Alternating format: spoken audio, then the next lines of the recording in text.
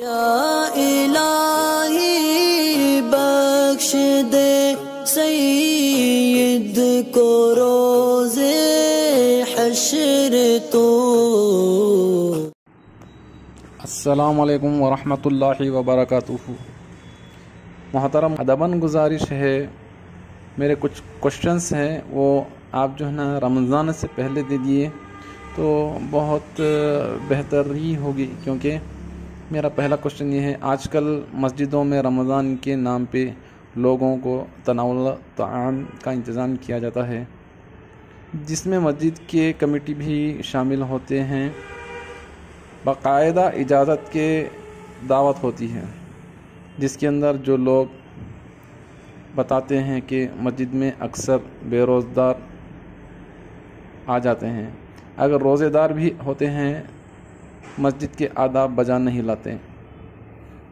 अक्सर मस्जिद में गंदगी और झूठे प्लेट्स मोहरियों की सफाई करने के बाद भी इतनी शदीद बू आती है, जिससे रोज़ेदार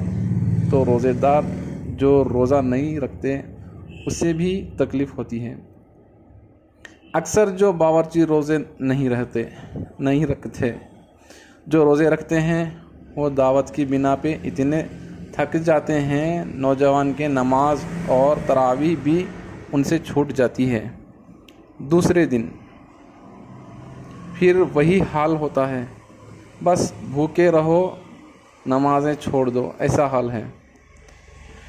और मस्जिदों की आजकल ऐसी बेहुरमती हो रही है कि लोग मस्जिद के आदाब बजा नहीं लाते हैं। कमेटी के लोग इस तरह आजकल टूट पड़े हैं कि हमने बहुत नेकियां कमा लेनी हैं या कमा ली हैं, भूखों को भी खाना मिल गया है, और फिर बाद रमज़ान भूखे गरीब याद नहीं आते उन लोगों को। आजकल इमाम मुअज्जिन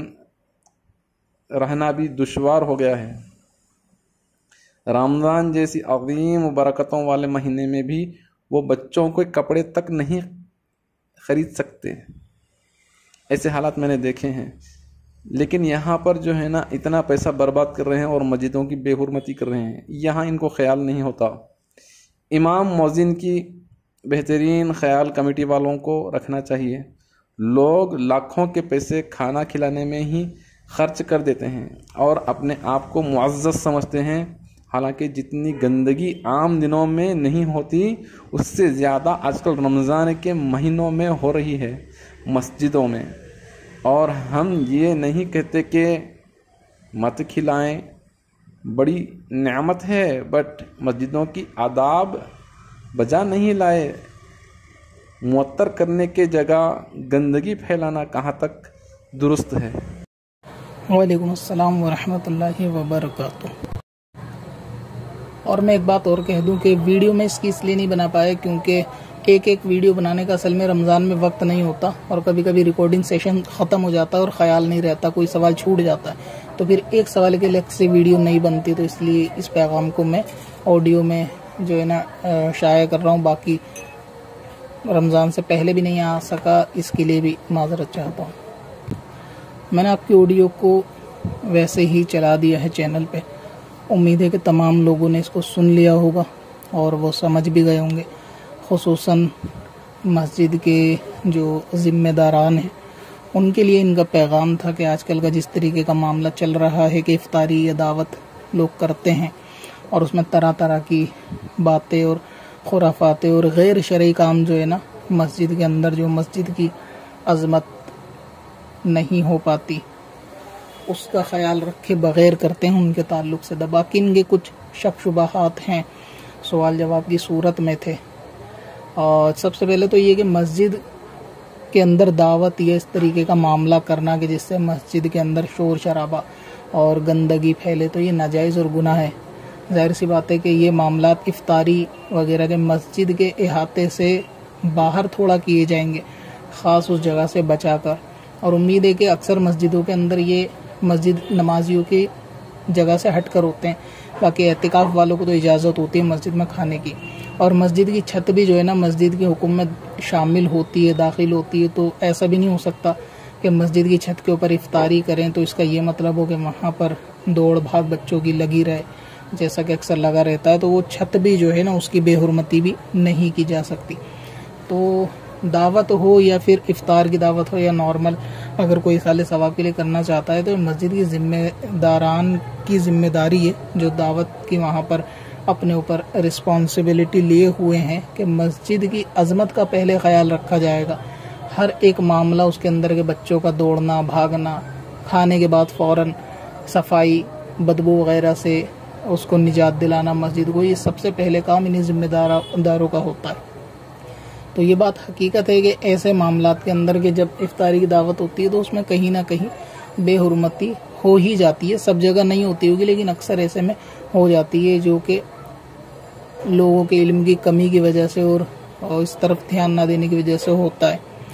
और मस्जिद के अंदर खाना या इफ्तारी भी इसी तरीके से छोड़ दी जाती है, मतलब लोग खाते हैं और मगरिब पढ़ने के लिए फटाफट चले जाते हैं, तो उसके अंदर कीड़े मकोड़े और जब तक महक आना शुरू हो जाती है तो इस तरीके का मामला भी होता है।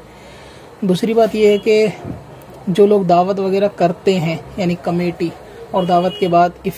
नमाज ना पढ़ना, तरावी ना पढ़ना के मामलात होते हैं। तो असल में कोई अगर नमाज तरावी नहीं पढ़ता तो ये तो उसका एक ज़ाती तौर से गुनाह रहेगा, जिसमें अगर लोगों ने मस्जिद के अंदर दावत के लिए चंदा दिया है, पैसे दिए हैं, तो और उसमें वो शख्स भी शामिल है कि जो इस काम के अंदर लोगों की हेल्प कर रहा है, हाथ बटा रहा है, लेकिन वो नमाज नहीं पढ़ेगा, तो इसके नमाज ना पढ़ने से उन लोगों के सवाब में कोई कमी नहीं आएगी जिन्होंने सवाब के लिए मस्जिद के अंदर इफ्तारी का इंतज़ाम या दावत का इंतज़ाम किया है। बाकी ऐसे लोगों को इन चीज़ों के अंदर इन्वॉल्व करने से बचना चाहिए कि जाहिर सी बात है जो ज़ाहिर तौर से फासिक लोग हैं कि उनको ज़िम्मेदार ना बनाया जाए, क्योंकि जो फासिक किस्म के लोग होंगे वो मस्जिद की अजमत का उस तरह ध्यान नहीं रख पाएंगे जिस तरह रखने का हक है, पहली चीज़। दूसरी चीज़ ये तरावी वगैरह भी नहीं पढ़ते या सफाई सुथराई में लगे रहते हैं और नमाज वगैरह भी नहीं पढ़ते, तो जाहिर है ये भी गुनाह का काम है। अगर इनमें से कोई ऐसा है कि जिसने दावत करी है इफ्तार की और वो ये समझ रहा है कि ये इफ्तार की दावत करा लेना मेरे लिए काफ़ी है, फिर चाहे वो नमाज ना पढ़े, तो ये भी एक इल्म की कमी और जहालत की बुनियाद पर है कि लोग ये समझ रहे हैं कि हम नफिल काम करके फ़र्ज़ को तर्क कर देंगे तो हमारे लिए आसानी होगी, जबकि ऐसा नहीं है। तो ये दावत या इफ्तार कराना और अपनी नमाज़ों को छोड़ देना और इफ्तार करा के सवाब समझ लेना, ये इल्म की कमी की बिना पर ही है कि लोगों के अंदर इल्म नहीं होता, तो फिर जहालत में वो हर किस्म के नाजायज़ काम और जो है ना गुनाह के काम को भी कभी कभी सवाब समझने लगते हैं। दूसरी बात आपने कही कि रमज़ान के बाद गरीबों को लोग भूल जाते हैं, तो असल में होता यह है कि रमज़ान में क्योंकि हर नेकी का सवाब जो है ना वो बढ़ के मिलता है, ठीक है, तो हर बंदा ये चाहता है कि रमज़ान में वो ज़्यादा से ज़्यादा सदका खैरात करे ताकि इसका एक का 70, एक का 700 इस तरीके से बढ़कर ज़्यादा से ज़्यादा मिले। इसलिए वो ज़्यादा रमज़ान के जुमे में खैरात करते हैं, लोग रमज़ान में खैरात करते हैं, उसकी वजह असल में ये होती है। बाकी लोगों को भूल जाना नहीं होता, बल्कि ये कि लोगों अब इतने तो गरीब हर तरफ हैं, आप देखेंगे कि किस किस के लिए आप क्या क्या कर सकते हैं।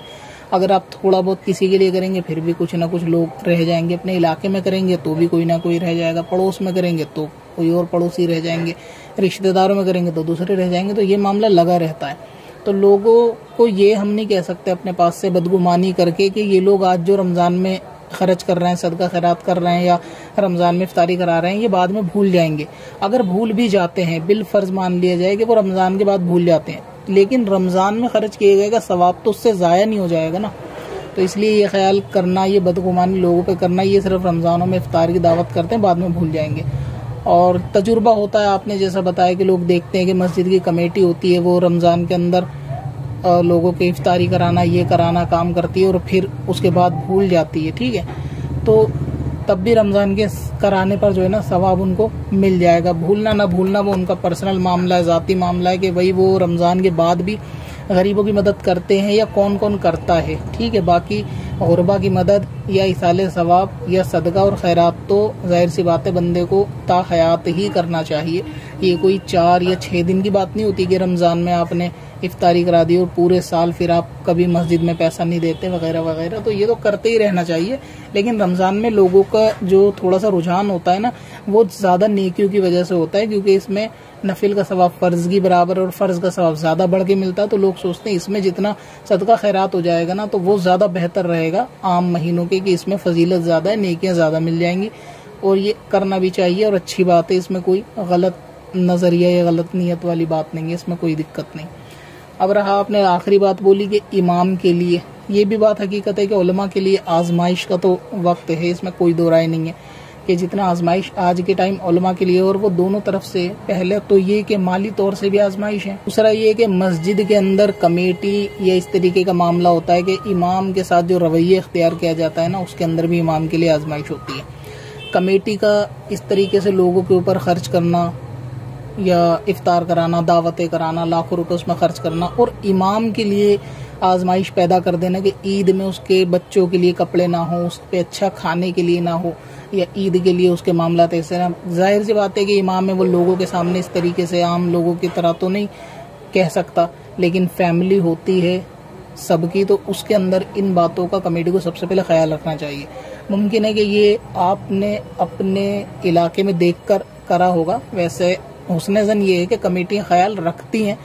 अब ऐसा नहीं है कि आपकी बात पर ये कह दिया जाए कि भाई सारी कमेटियाँ ऐसी हैं, सब ऐसी नहीं होती, लेकिन हाँ होती होंगी। जब ये आपने चीज़ बोली, दुनिया बहुत बड़ी है, हर तरीके का आदमी यहाँ मौजूद है ज़मीन पर,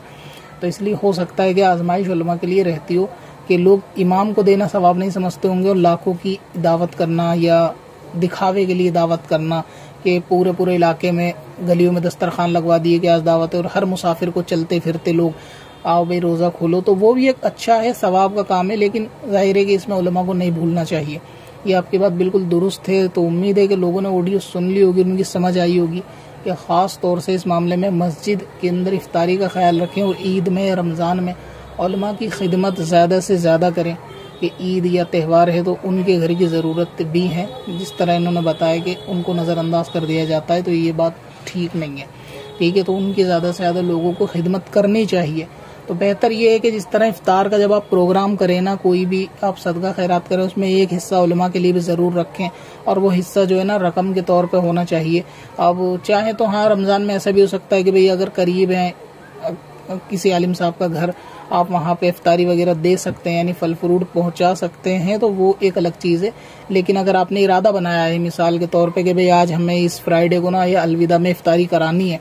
और 2-4 लोग आप जमा हो, या आपके पास कोई छोटी मोटी कमेटी है, कोई तंजीम है, और वो कराना चाहती है कि भाई हम इस इलाके में इफ्तारी कराना चाहते हैं, तो उसमें ये भी गुंजाइश करेंगे भाई कितने का टोटल खर्चा, मान लीजिए 20,000 का खर्चा आ रहा है इफ्तारी कराने में, तो आप उसमें से 2-4 हज़ार रुपये की रकम को ना इमाम मस्जिद की इमाम को भी, अगर 4 इमामों को 500-500 रुपये भी दे देंगे, तो वो भी उनकी दिल खुश हो जाएगा उनका, और ये उनके लिए बहुत बेहतर हो जाएगा। आप दावत भी कराएं और इस तरह उलमा का भी ख्याल रखें। गालिबन इनके कहने का मतलब ये है, और ये बात कहीं ना कहीं हद तक बिल्कुल ठीक भी है कि ऐसा होना भी चाहिए कि आप जिस तरीके से सारा दावत के ऊपर करते हैं, तो जाहिर है कि दावत तो एक टाइम बंदा खा लेगा, ख़त्म हो जाएगी, लेकिन घर की जो ज़रूरत होती है ना, घर वालों की ज़रूरत होती है, तो वो उलमा के घर की ज़रूरत भी होती है, तो उनका ख्याल रखें। ख़ासतौर से मस्जिद की कमेटी हो या ज़िम्मेदार हो, या फिर तंजीम हो, तंजीम के ज़िम्मेदार हों, या जो इलाके के सरपरस्त हों, ज़िम्मेदार हो, दीनी शख्सियतों, उनको भी चाहिए कि लोगों को इस तरफ तरगीब दिलाएं कि भाई इमाम साहब के लिए, ये मस्जिद में इमाम साहब है, इफ्तारी हो या सहरी हो या ईद का टाइम हो, तो उन पर भी जो है ना थोड़ा सा ख्याल रखें, उन पर भी नज़र रखें, उनको इग्नोर ना करें, क्योंकि वो शर्म हया से आपसे बोलेंगे नहीं, लेकिन उनकी ज़रूरतें, इस चीज़ को समझना चाहिए। तो लोग सदका खैरात में ये तो है कि हाँ बाहर बहुत ज़्यादा लुटा देते हैं और उलमा की तरफ ध्यान नहीं देते। ये आपकी बात दुरुस्त है। बाकी मस्जिद के जो आदाब आपने बोला है, तो इंशाल्लाह जो लोग इसको सुनेंगे वो इस पर अमल भी करेंगे और आगे तक इसको शेयर भी करेंगे मस्जिद की कमेटी, जिम्मेदारान, व्हाट्सएप ग्रुप के ऊपर, ताकि उनको भी पता चले कि भाई ऐसा मामला है, इसमें ख्याल रखने की ज़रूरत है और मस्जिद के आदाब की ख़ास तौर से ज़रूरत है। अस्सलामु अलैकुम वरहमतुल्लाहि वबरकातुहू। अब अपनी वेबसाइट ब्लॉग के लिए होस्टिंग खरीदें qadrihosting.com से। कब से अपनी खताओं का शुमारा जा